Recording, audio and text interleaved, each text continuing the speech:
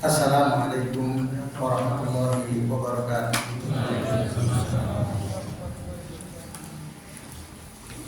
Alhamdulillah wassalatu wassalamu ala Rasulillah wala haula wala quwwata illa billah.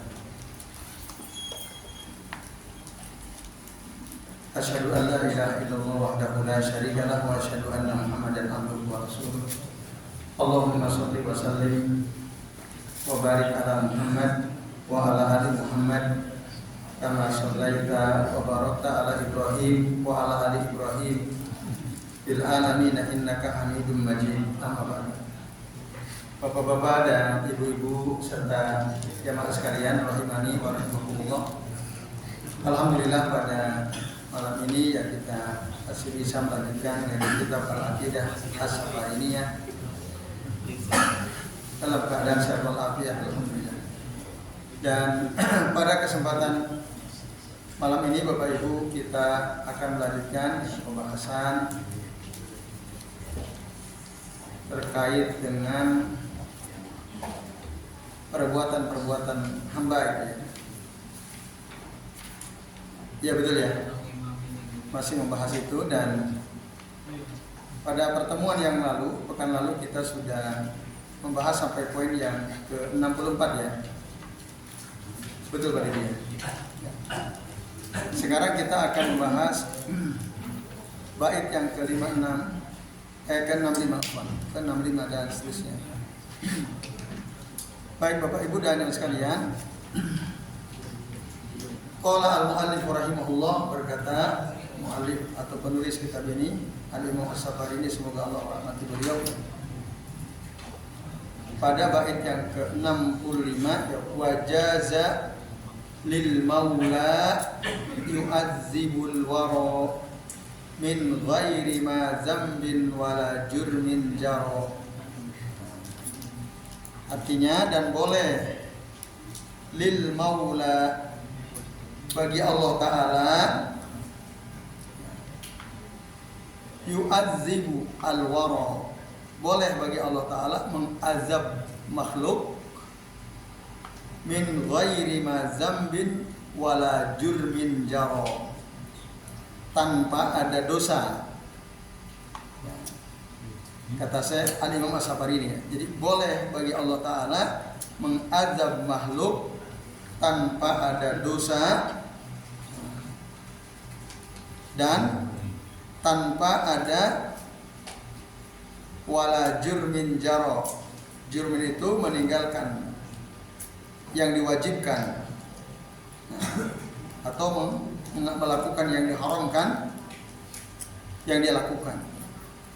Jadi saya ulangi ya, jaza lil maula yu'adzibul wara min ghairi ma zambin wala jurmin jaro. Boleh bagi Allah Ta'ala mengazab makhluk tanpa ada dosa,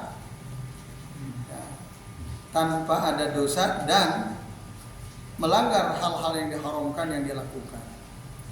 Jadi walaupun dia tidak berdosa, walaupun dia tidak melanggar hal-hal yang diharamkan oleh Allah Ta'ala, bagi Allah boleh mengazab makhluk itu. Nah, ini kata siapa? Al-Imam As-Safarini. Nah, tetapi ada banyak catatan dari para ulama ya, termasuk dari Syekh Al-Fauzan, dari Syekh Ibnu Utsaimin. Nah, kalau di kitab Bapak Ibu, di situ jelas ada catatan kaki ya, tamli, peringatan ini, pernyataan Al-Imam As-Safarini ini ya, menurut Syekh Abdurrahman bin Qasim rahimahullah, laisa hada min qauli salaf wala minas sana'i 'ala Allah. Ini bukan perkataan salaf dan ini bukanlah sanjungan kepada Allah. Wan nususun nafiyah lidzulmi tasbutu al-'adl bil jaza. Dan dalil-dalil yang menafikan kezaliman Allah itu menetapkan adanya keadilan dalam memberikan balasan. Nah, jadi tidak mungkin orang yang beramal-amal soleh itu dia rugi, karena Allah telah menetapkan atas dirinya kasih sayang, dan Allah mengharamkan atas dirinya berbuat zalim. Itu apa naj'alu al-muslimina kal mujrimin malakum kaifa tahkumun. Apakah kami akan menjadikan orang-orang yang muslim yang berserah diri sama seperti para pelaku dosa? Bagaimana kalian ya menghukumi ini? Nah, jadi Allah tidak mungkin berbuat zalim. Bahkan Allah mengharamkan kezaliman atas dirinya sendiri. Nah, jadi kita sudah tahu pasti Allah itu menetapkan hukum secara adil dan meletakkan segala sesuatu pada tempatnya. Jadi tidak mungkin Allah tidak adil. Nah, walaupun memang bisa saja Allah meletakkan sesuatu tidak pada tempatnya. Bisa saja, bisa atau tidak? Bisa. Cuman Allah tidak akan melakukannya karena Allah tidak menghendaki hal tersebut. Bahkan Allah membencinya, Allah tidak menyukainya. Maka kata Syekhul Islam Ibnu Taimiyah, bukanlah Ahlus Sunnah wal Jamaah orang mengatakan innallaha yu'adzibu nabiyyan, sesungguhnya Allah mengazab nabi, wala muti'an wala man yaqulu innallaha, ya. Jadi sesungguhnya Allah mengazab nabi, mengazab orang yang taat. Gitu ya. Ini bukanlah perkataan Ahlus Sunnah. Juga bukanlah Ahlus Sunnah itu mengatakan innallaha yusibu iblis wa fir'aun. Enggak ada Ahlus Sunnah mengatakan bahwa Allah memberikan pahala kepada iblis, memberikan pahala kepada Fir'aun. Nah, yang ada Allah itu tidak mungkin akan memberikan pahala kepada orang yang berbuat maksiat atas kemaksiatannya.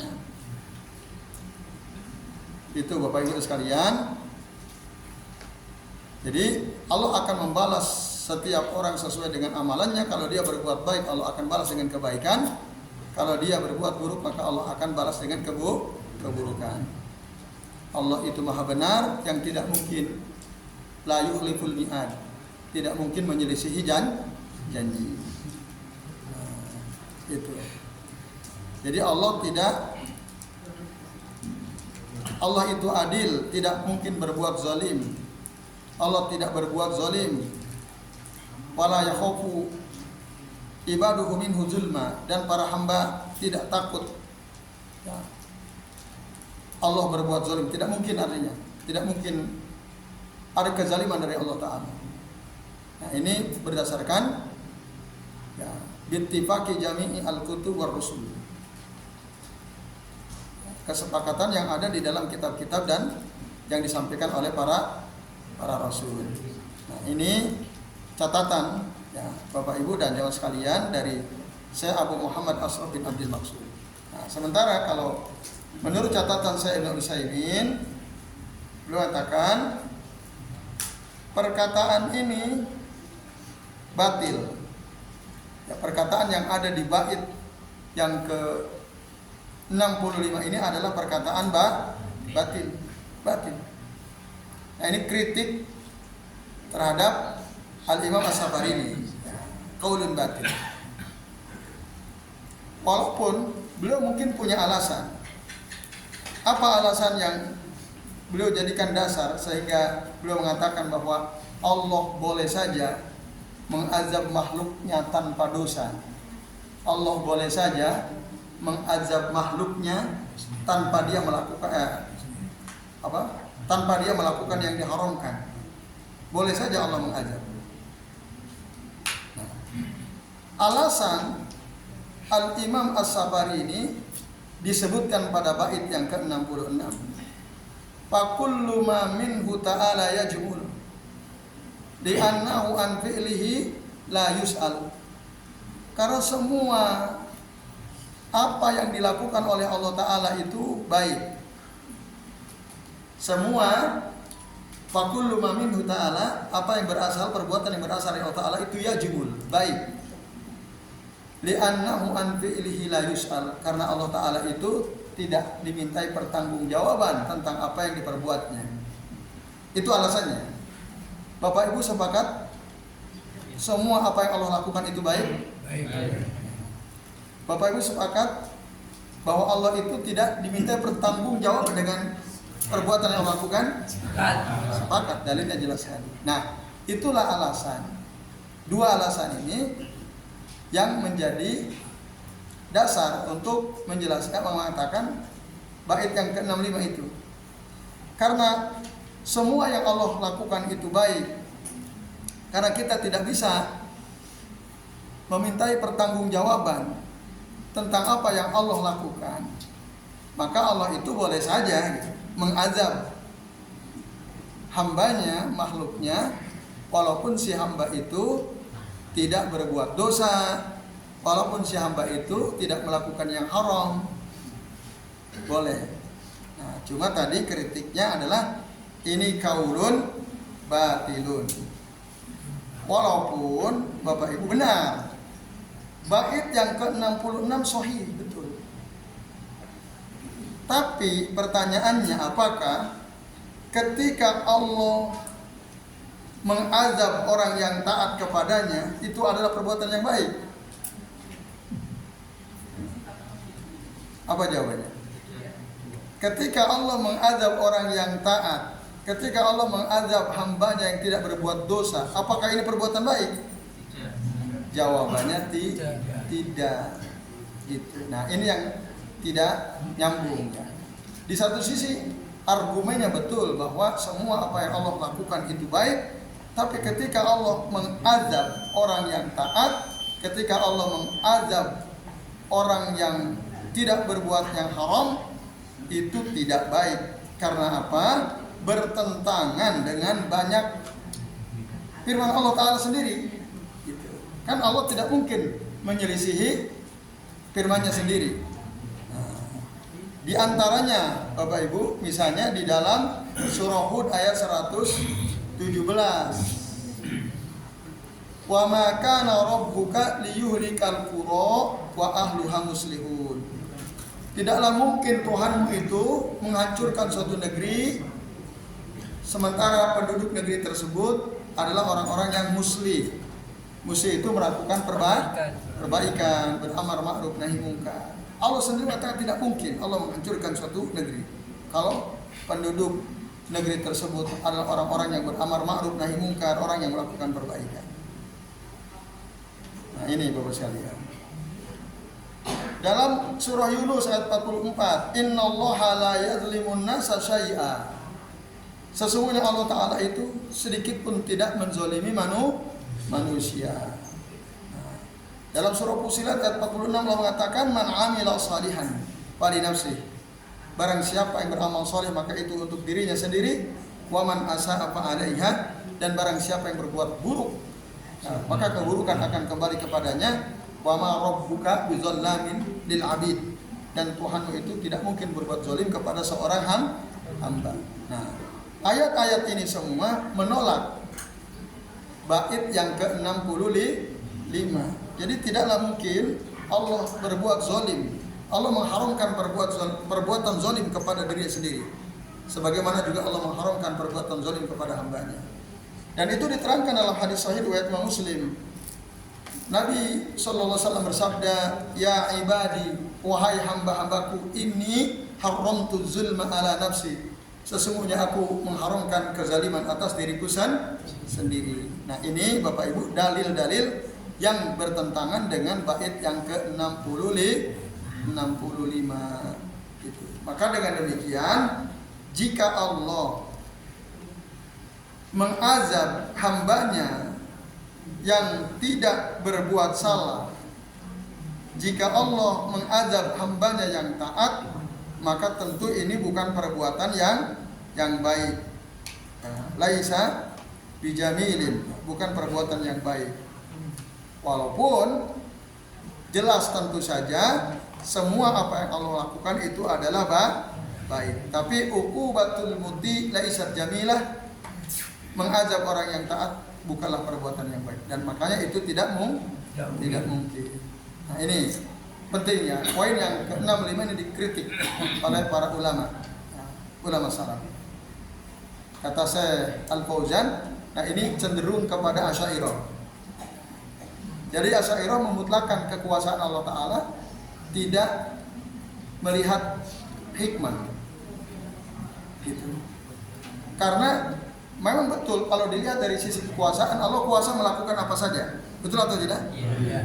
Ya.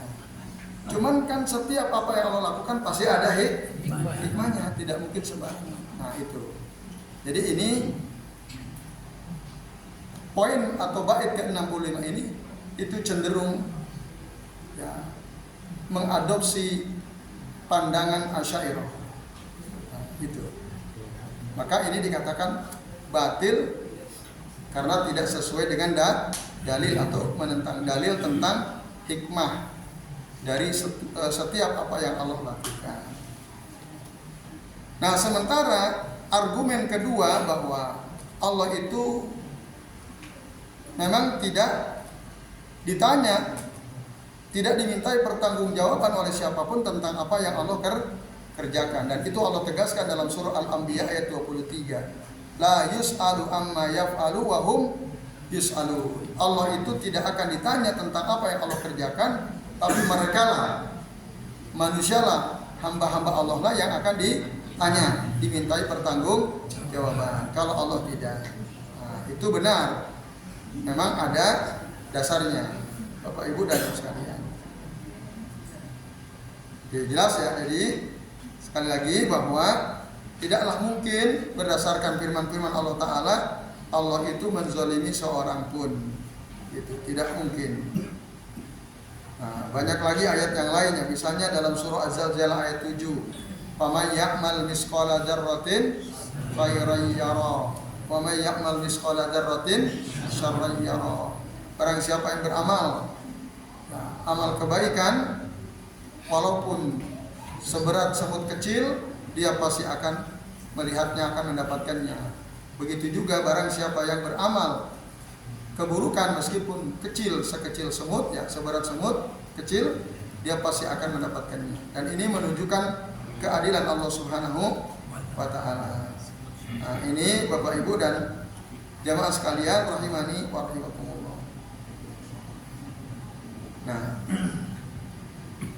bahkan Allah menegaskan, selain Allah mengharamkan kepada dirinya untuk berbuat zalim, Allah juga mewajibkan atas dirinya, Allah sendiri mewajibkan atas dirinya untuk memberikan pahala kepada orang yang taat. Allah sendiri yang mewajibkan pada dirinya. Dan itu dijelaskan di dalam Al-Quran, surah Al-An'am ayat 54. Surah Al-An'am ayat 54 Allah mengatakan, "Kataba rabbukum ala nafsihi ar-rahmah." Allah telah menetapkan atas dirinya rahmat, ya kasih sayang. Annahu man amila minkum su'an bijahalatin, bahwa sesungguhnya orang yang beramal keburukan dari kalian karena ketidaktahuan, summa taba min ba'dihi, kemudian setelah itu dia bertaubat, wa aslaha, dan berbuat baik, fa annahu ghafurur rahim, dan sesungguhnya Allah itu Maha Pengampun lagi Maha Penyayang. Nah, ini Bapak Ibu dan jamaah sekalian rahimani wa rahimakumullah. Jadi Allah mewajibkan atas dirinya kasih sayang, dan Allah ya bahkan orang yang bersalah kalau dia belum tahu, nggak tahu, lalu dia taubat dan berbuat baik, Allah Maha Pengampun lah dan lagi Maha Penyayang. Nah, ini Bapak Ibu dan sekalian, maka dengan demikian bait yang ke-65, ya wajazalil maula yu'adzibul wara' min ghairi ma dzambin wala jurmin jara, ini adalah qaulan batilan mukhalifan lil kitabi was sunnati, mukhalifan lima taqtadihi asmaullahi wa sifatu, menyelisihi apa yang ya terkandung dalam nama-nama dan sifat-sifat Allah Subhanahu wa Ta'ala. Nah, ya ini Bapak Ibu dan sekalian, itu bait keterangan dari bait ke 65 dan 66. Nah, yang terakhir sekalian, azan Allah wa iyyakum ajmain. Fa in yusib fa innahu min fadlihi wa in yu'adzib fa bi mahdin adlihi. Jika Allah memberikan pahala, sesungguhnya itu dari karunia Allah. Dan jika Allah mengadab, itu murni karena keadilannya. Jadi kalau ada adab itu karena keadilan Allah Ta'ala, ketika Allah memberikan pahala kepada seorang hamba, itu sesungguhnya dari karunia Allah Subhanahu wa Ta'ala. Nah, ini Bapak Ibu dan Bapak sekalian rahimani wa rahimakumullah.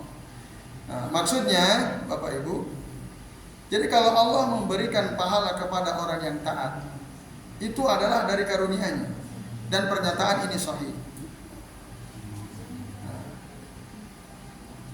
Dan karunia ini memang memberikan karunia kepada orang yang taat adalah perbuatan yang Allah mewajibkan atas dirinya sendiri. Gitu. Karena Allah mewajibkan atas dirinya sendiri untuk memberikan pahala kepada orang yang taat, maka Allah tidak mungkin menyelisihi apa yang sudah ditetapkan atas dirinya.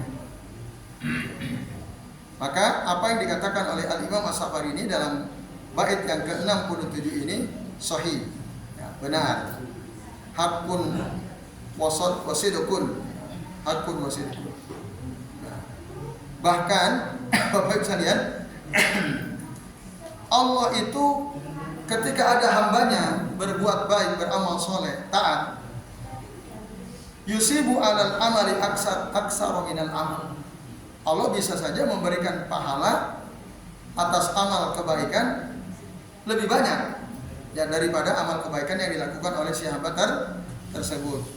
Karena apa? Al hasanatu bi asyri amsalihha. Setiap satu kebaikan itu Allah akan memberikan kepadanya 10 kali lipat, bahkan ila sab'imiati difin au ila adafin kasirah. Bahkan ada yang Allah beri sampai 700 kali lipat, bahkan sampai berlipat-lipat tak terhingga. Ada. Nah, itu bertingkat-tingkat. Nah, itu dijelaskan dalam hadis Nabi ya.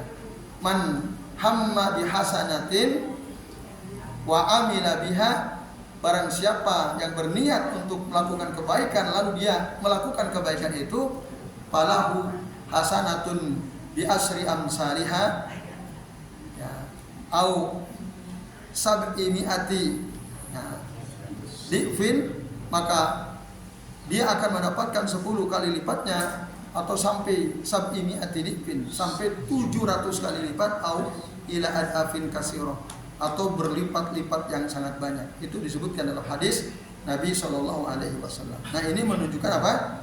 Karunia Allah Subhanahu wa Ta'ala. Bapak Ibu dan Bapak sekalian, a'azani Allahu wa iyyakum.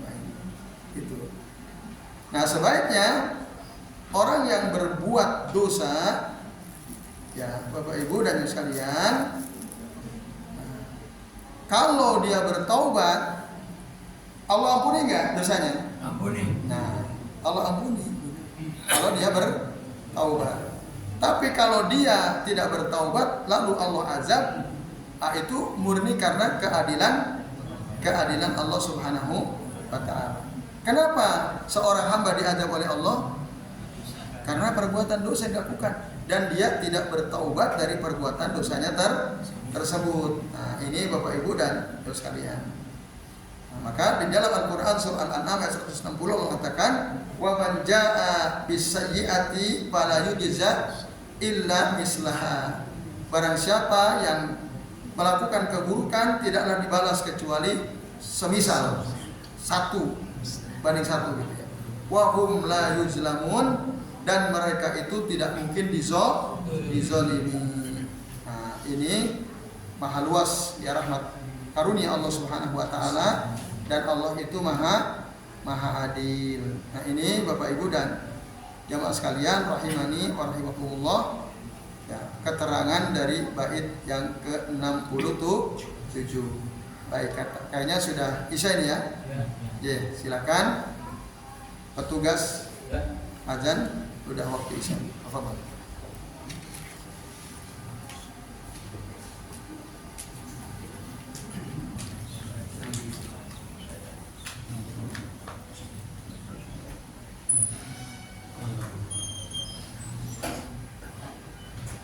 Jadi baik, alhamdulillah Bapak Ibu dan sekalian. Nah, untuk menuntaskan ya, ada sedikit keterangan tambahan ya yang perlu disampaikan. Lalu bagaimana dengan hadis Nabi SAW riwayat Abu Dawud dan Ibnu Majah. Ada hadis Nabi yang berbunyi, Innallaha, sesungguhnya Allah Ta'ala itu, kata Rasulullah, wala Nabi SAW, Innallaha lau adzaba ahla samawatihi wa ardihi, sesungguhnya Allah Ta'ala, kalau Allah mengazab penduduk langit dan penduduk bumi, la adzabahum wa huwa ghairu zalimin lahum, niscaya Allah akan mengazab mereka dan Allah tidak akan zalim kepada mereka. Nah, perhatikan Bapak Ibu hadis ini. Sesungguhnya Allah Ta'ala itu, seandainya Allah mengazab, seandainya Allah mau mengazab penduduk langit dan penduduk bumi, la azabahum, pasti Allah akan mengazab mereka. Wa huwa ghairu zalimin lahum, dan itu bukanlah kezaliman bagi Allah untuk mereka. Nah, ini kalau keliru memahaminya, ya bisa membenarkan bait yang ke-65 tadi. Paham ya? Jadi kalau Allah mengazab penduduk langit dan bumi, Allah pasti azab mereka. Dan ketika Allah mengazab mereka, itu bukanlah kezaliman dari Allah untuk mereka. Gitu. Itu kan isinya sama dengan bait ke-65 kan? Nah, gitu. Tapi Bapak Ibu, kata saya Pak Utsaimin, maksud daripada hadis ini adalah, ya, jika memang hadis ini sahih, beliau mengatakan fa idza sahha al-hadis kana al-makna annallaha law adzaba ahla samawati wa ardihi lakana ta'dzibuhu iyyahum fi ghairi zulmin. Sesungguhnya Allah Ta'ala, seandainya Allah mengazab penduduk langit dan bumi, maka niscaya azab Allah kepada mereka itu fi ghairi zulmin, bukanlah kezaliman. Atau lakana ta'dzibuhu iyyahum, azab Allah kepada mereka itu bisababin minhum, karena ada sebab yang dilakukan oleh mereka, wa huwa al-ma'siyah, yaitu perbuatan maksiat. Harus begitu cara memahaminya, nah, supaya tidak bertentangan dengan dalil-dalil yang lain, gitu ya. Bisa dipahami Bapak Ibu ya? Pasti itu Allah mengazab hambanya yang di langit maupun yang di bumi, itu pasti ada sebab. Pasti ada sebabnya. Tidak mungkin ujung-ujung Allah mengazab. Nah, ini penting. Karena kalau tidak diterangkan, orang bisa saja mengambil dalil dari hadis tadi. Nah, kalau Allah mau mengazab, ya Allah azab saja. Dan perbuatan Allah mengazab hambanya itu bukanlah kezaliman. Tapi tadi harus diterangkan bahwa azab Allah kepada hamba itu pasti ada sebabnya, yaitu kemaksiatan yang dilakukan oleh si hamba tersebut. Nah, ya baik Bapak Ibu, itu nanti sesuai dengan ya dalil-dalil diantaranya surah Al-An'am ayat 160 tadi ya. Wa man jaa'a bis sayyi'ati fala yujza illa mislaha wa hum la yuzlamun. Barang siapa yang melakukan keburukan, tidak akan dibalas kecuali yang semisal dengan itu, dan mereka tidak terzolimi. Wallahu a'lam bishawab. Baik, masih ada sedikit waktu Bapak Ibu, barangkali ada di antara panjenengan yang mau tanya, kalau silakan. Monggo Pak Ibu. Apakah ada perbedaan antara azab dengan cobaan? Kemudian apakah musibah dan bencana itu termasuk azab atau cobaan? Karena terkadang bencana dan musibah itu bisa menimpa siapa saja, bisa menimpa orang beriman maupun orang tidak beriman. Ada dua pertanyaan tadi ya. Yang pertama, apakah azab sama dengan cobaan? Jawabannya Bapak Ibu dan sekalian, bisa jadi sama, bisa jadi tidak. Sama jika ketika hamba dicoba, dia marah-marah, nggak terima, murka, maka cobaan itu menjadi azab. Kalau dia dicoba oleh Allah Ta'ala, lalu dia tidak terima, marah-marah, nggak sabar, maka itu cobaan menjadi azab. Tapi tidak mesti sama, cobaan belum tentu azab. Jika ketika kita atau seorang hamba dicoba oleh Allah Ta'ala dengan berbagai macam kesulitan atau musibah, lalu dia ridho, sabar, maka ini bukan azab, itu bala, cobaan. Nah, dalilnya mana? Dalilnya adalah hadis Nabi SAW. Qala Nabi SAW, Inna allaha idha ahabba qawman. Sesungguhnya Allah Ta'ala itu jika mencintai suatu kaum, ibtalahum, Allah akan coba mereka. Faman radiya falahur ridho. Barang siapa yang ridho dengan cobaan Allah Ta'ala, maka Allah pun ridho. Kira-kira ini aja bukan? Bukan. Dikasih cobaan, sakit, kayak Pak Bambang serak gitu ya. Antum ridho apa marah? Nah, ketika antum ridho, nah maka itu Allah pun ridho. Bahkan itu tanda bahwa Allah cinta kepada kaumnya. Dicoba. Bahkan cobaan itu bisa, kalau kita sabar, bisa mengangkat derajat kita di sisi Allah Subhanahu wa Ta'ala. Yaitu, jadi tidak, cobaan tidak mesti azab, tapi juga bisa jadi azab. Kapan cobaan bisa jadi azab? Ketika kita tidak terima dengan cobaan Allah Ta'ala itu, nah itu bagaikan orang jatuh tertimpa tangga. Dicoba nggak terima, ya itu maka waman sakhito falahu sutu, kata Nabi. Barang siapa yang dia murka dicoba oleh Allah Ta'ala, maka Allah pun akan murka, marah kepada orang tersebut. Nah, berarti kalau Allah marah, azab bukan itu? Ya, jelas ada. Yaitu kalau kita ya jawabannya. Jadi bisa jadi cobaan itu azab, bisa jadi ya, cobaan. Bisa jadi itu justru tanda kasih sayang Allah terhadap si hamba itu.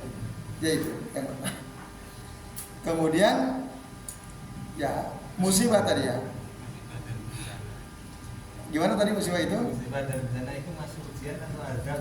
Nah, musibah dan bencana itu apakah termasuk ujian atau azab? Musibah. Apa itu musibah, Bapak Ibu? Musibah itu sesuatu yang menimpa diri kita dan kita tidak suka. Itu musibah. Ada sesuatu yang menimpa diri kita dan kita tidak suka. Apa contohnya? Banyak sekali.